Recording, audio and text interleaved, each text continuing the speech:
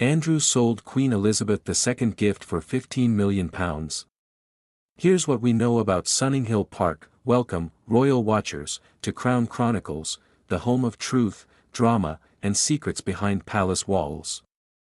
If you love delving into the fascinating, sometimes scandalous world of the British royal family, make sure to hit that subscribe button and turn on notifications, because today's story will leave your jaw on the floor.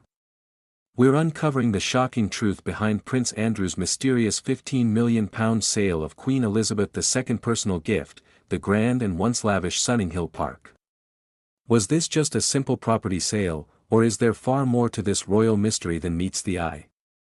Let's rewind the clock. When Queen Elizabeth II presented Sunninghill Park to her son Prince Andrew and his new wife, Sarah Ferguson, as a wedding gift in 1986, it was a gesture of immense love and royal generosity. The sprawling estate, situated near Ascot in Berkshire, was a modern mansion, one that broke from the traditional mold of centuries-old castles and palaces.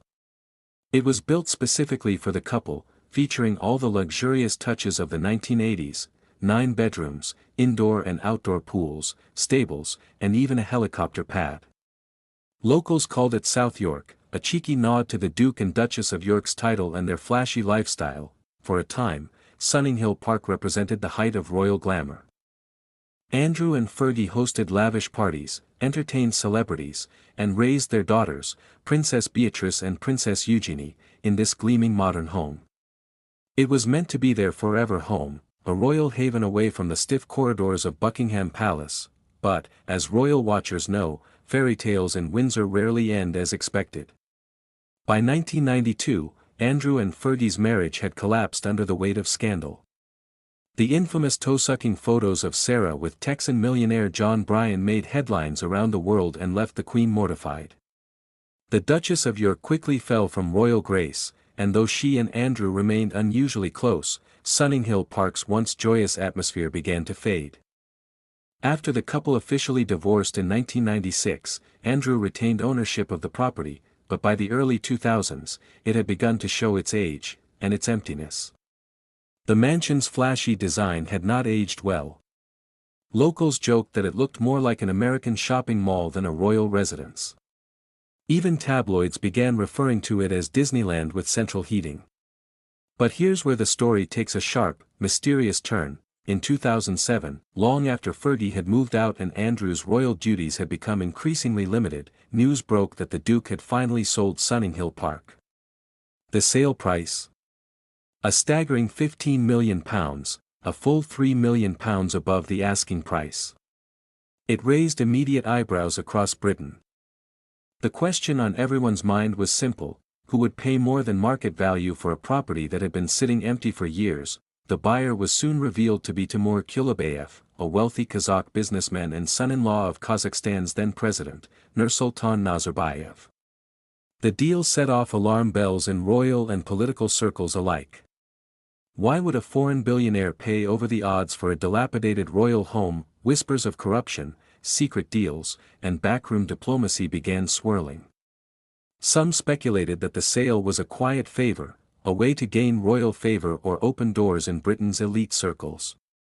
Andrew, who by then was serving as the UK's special representative for international trade, had already been cultivating relationships with wealthy businessmen from Central Asia, the Middle East, and beyond.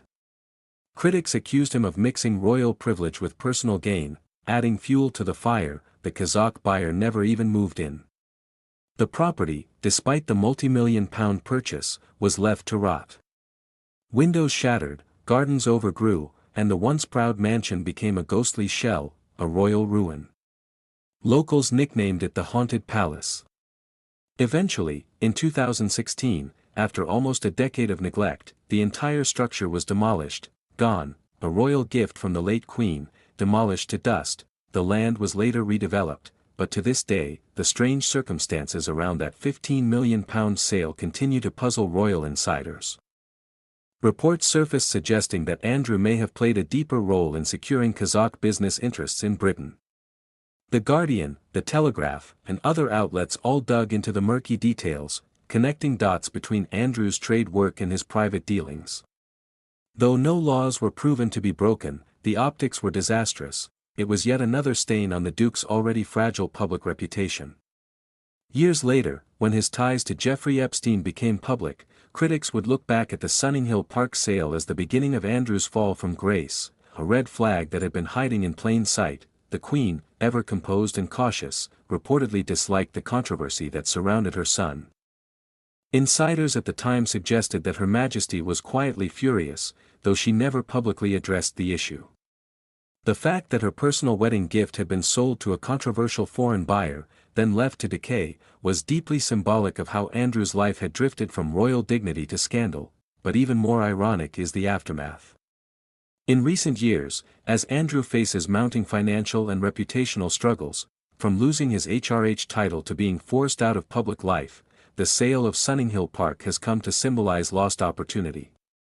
If the Duke had held on to the property, it might today be worth far more than £15 million, especially given the skyrocketing property prices in Berkshire.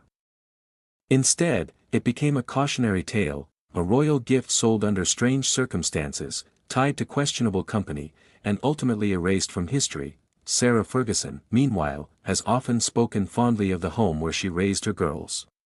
In interviews, she called Sunninghill Park her happiest place, full of memories, laughter, and lessons.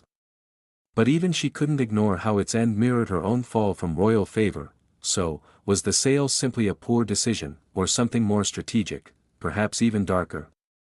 The royal family has never offered an explanation, and Andrew, characteristically, has refused to discuss the details.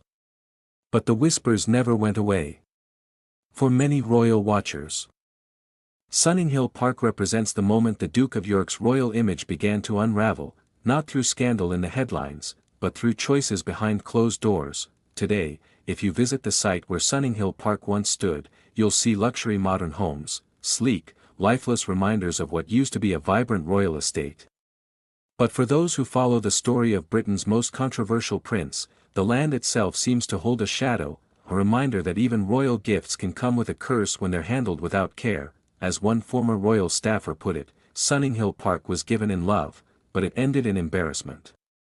And that, perhaps, is the tragedy of Prince Andrew's story in miniature, a man who was once the Queen's favorite son, but who, through a series of choices, seemed to turn every gift into a scandal. So what do you think, royal watchers?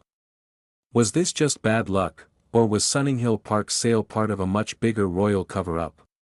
Share your thoughts in the comments below, and if you enjoyed uncovering this mysterious chapter of royal history, don't forget to like, share, and subscribe to Crown Chronicles, because in the world of royalty, nothing is ever truly as it seems.